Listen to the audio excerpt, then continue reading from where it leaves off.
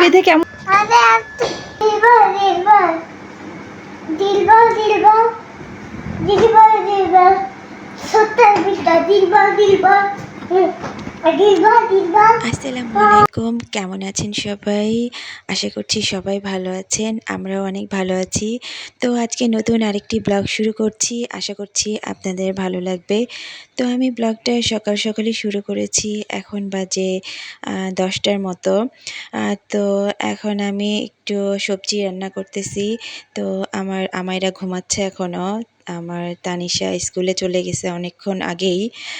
তো প্রায় স্কুল ছুটি হওয়ার সময়ও হয়ে আসছে। তো আমি একটু তাড়াতাড়ি রান্না উঠাই দিছি, কারণ আমাইরা জেগে থাকলে রান্না করা যায় না। ও বারবার চুলার কাছে এসে দাঁড়ায় থাকে। তো এই জন্য আমি ঝটপট কিছু রান্না করে নিচ্ছি। তো এখানে আমি একটু সবজি মিক্সড ভেজিটেবল করছি, আর এখানে চিকেন বাচ্চাদের জন্য, আর একটু গরুর মাংস উঠিয়ে দিয়েছি, আর এখানে ডিম সিদ্ধ দিয়েছি, একটা তানিশার একটা আমাইরার, আর বাকি দুইটা আমি ডিম ভর্তা করব চিন্তা করেছি। তো সবজি অল্প করেই করছি, কারণ সবজি যেহেতু আমরা দুইজন খাবো শুধু, তো বেশি করে লাভ নাই, আর বাচ্চারা তো সবজি খেতে চায় না।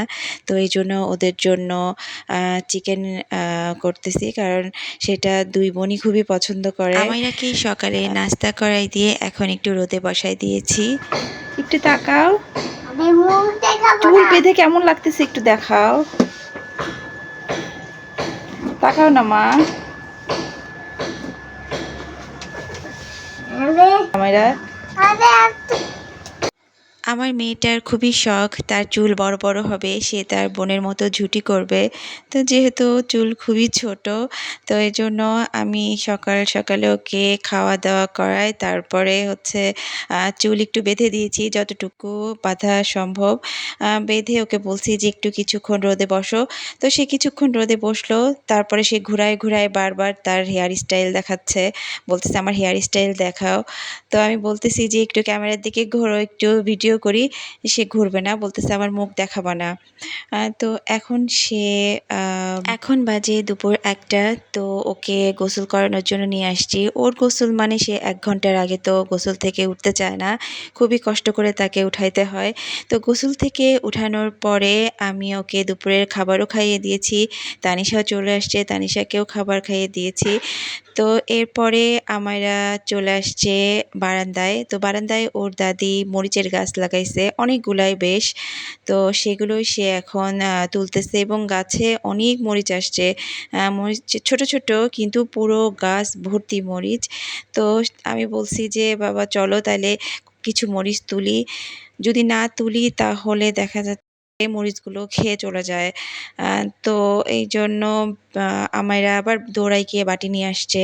এখন সে আমি দেখায় দেখায় দিচ্ছি, সে তুলতেছে, আর যতগুলো তার চোখে পড়তেছে সেগুলো সে উঠাচ্ছে। তো সে খুবই মজা পাচ্ছে। তানিশা আসছিল উঠানোর জন্য, কিন্তু উঠাইতে দেয় নাই, বলতেছে যে আপি তুমি না, আমি উঠাই। তো মোটামুটি অনেক মরিচ উঠায় সে পুরা বাটি প্রায় ভর্তি করে ফেলছে। রান্নার সময়টুকু ছাড়া আমি চেষ্টা করি পুরো সময়টাই আমাইরার পেছনে থাকার। তার কারণ হচ্ছে ও একা একা খেলতে চায় না, বারবার এসে রান্নাঘরে দাঁড়ায় থাকে চুলার সামনে, আবার টুল নিয়ে এসেও দাঁড়ায় থাকে। তো আমি চেষ্টা করি যে ও ঘুম থেকে ওঠার আগে আগেই বেশিরভাগ রান্না শেষ করে রাখতে, কারণ উঠানোর পরে ওকে খাওয়ানো, তারপরে ওর সাথে সাথেই থাকতে হয়। একটু চোখের আড়াল হইলেই সে দুষ্টামিতে লেগে যায়, মানে হয় বারান্দার গ্রিল বেয়ে বেয়ে উপরে উঠবে, নয়তো সে সাবান গুলবে পানির মধ্যে, সাবান ফ্লোরে ফেলে রাখবে। তো অনেক ধরনের দুষ্টামি করে। তার সবচেয়ে প্রিয় কাজ হচ্ছে হ্যান্ড ওয়াশ দিয়ে হাত ধোয়া। সে দিনের মধ্যে অন্তত প্রায় 20 থেকে 25 বারের মতো সে হ্যান্ড ওয়াশ দিয়ে হাতই ধুবে। এবং হাত ধোয়ার এক পর্যায়ে সে তার জামাকাপড় নিয়ে আসবে, সেটাও সে ধুবে এবং ধুয়ে ফ্লোর মোছা শুরু করবে, এবং সে বলবে যে দেখো আমি খালার মতো করে ঘর মুছতেছি। তো তার অনেক ধরনের দুষ্টামি। তারপরে আবার সে তার ছোট ছোট ডল আছে, তার অনেকগুলো বাচ্চা-কাচ্চা। তো সে বাচ্চা-কাচ্চা নিয়ে এসে সে পানিতে ভিজানো শুরু করে। বলে যে আমার বেবিগুলোকে গোসল করায় দেই।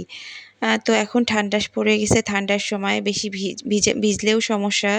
তো এইজন্য যতটা পারি যে আমি সাথে সাথে থাকার চেষ্টা করি, যাতে তাকে অন্য কোনো দিকে বিজি রাখতে পারি, যে এই দুষ্টামিগুলো যেন সে না করে। এই যে দেখো এই যে এগুলো লাল লাল করে তুলে দিই। এগুলো ভালো না? এই যে আমার মুখে চুইকাম আছে। এই যে আরেকটা। এখন বিকেল 4টা বাজে, তো মোটামুটি আমায়রার মরিচের তোলাও শেষ। এখন আমায়রাকে একটু ঘুম পাড়ায় দিব। আমি চেষ্টা করি প্রতিদিনই দুপুরে একটু কিছুক্ষণের জন্য অ্যাটলিস্ট ঘন্টা 2-এর জন্য বা ঘন্টা 2-এর মতো আর কি বাচ্চাকে ঘুম পাড়ায় দিতে। তাতে হয় কি যে রাতে মানে বিকেলে ঘুম থেকে ওঠার পরে সে অনেকটা ফ্রেশ ফিল করে এবং দৌড়াদৌড়ি করে খেলতে পারে। আর যদি না ঘুমায় তাহলে একদম রাত 8টার দিকে 8টা সাড়ে 8টার দিকে তার ঘুম পেয়ে যায় এবং সে খুবই ঘ্যান শুরু করে, খেলতেও চায় না, রাগারাগি করে। তো এই জন্য আমি চেষ্টা করি যে কিছুক্ষণ ঘুমাইলে তার মন ভালো থাকবে। তো ঘুম থেকে বাচ্চাকে আমি ঘুম পাড়িয়ে দিয়েছিলাম। ঘুম থেকে ওঠার পরে এখন সন্ধ্যা 6টার মতো বাজে। তো আমি উঠে ওকে জিজ্ঞেস করছি যে তুমি কি খাবা? তো মোটামুটি প্রায় প্রতিদিনই তার আবদার থাকে সে ফ্রেঞ্চ ফ্রাই খাবে। তো আমি ফ্রেঞ্চ ফ্রাই ভেজে ওকে দিয়েছি। আর এই যে এখন সে কার্টুন দেখবে আর খাবে। তাকে উঠে বসে খাইতে বললে ডাইনিং টেবিলে খেতে বলি, কিন্তু সে খাবে না। সে বিছানাতে এভাবে শুয়ে পড়ে খাবে। মানে এখন সে কার্টুন দেখবে আর আরামে শুয়ে খাবে এবং ফ্রেঞ্চ ফ্রাইয়ের সাথে তাকে একটু সসও দিতে হয়, কারণ সস ছাড়া সে এগুলো খাবে না। তো এখন রাতের খাবারও বাচ্চাদেরকে খাইয়ে দিয়েছি। খাইয়ে দিয়ে এখন বিছানায় দিয়ে দিয়েছি ঘুমানোর জন্য। তো ঘুম বললেই তো আর ঘুম না, এখন সে কিছুক্ষণ লাফালাফি করবে, কিছুক্ষণ নাচানাচি আমরা করবে। খাও, খেয়ে দে তারপর বলো। বকে বকে সরি বলতে বলতে বলতে খাই।